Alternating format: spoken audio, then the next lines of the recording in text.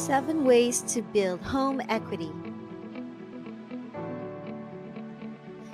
Number 1, rising home prices. When property value climbs higher, you will gain equity simply because your home or your condo will be worth more. Number 2, simply pay more.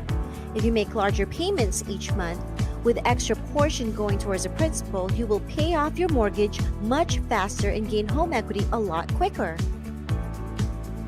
Number 3, try to avoid cash out refinance unless you really need it. If you don't need to refinance and pull any cash out, you'll retain all the equity in your home. Number 4, home improvement.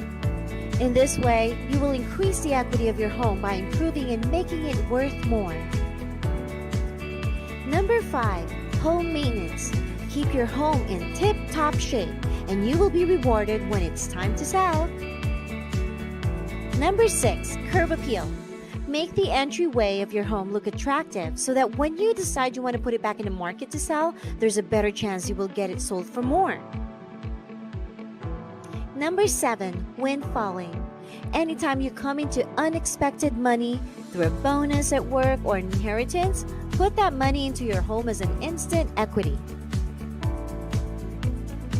Thank you so much for watching. Please like and subscribe.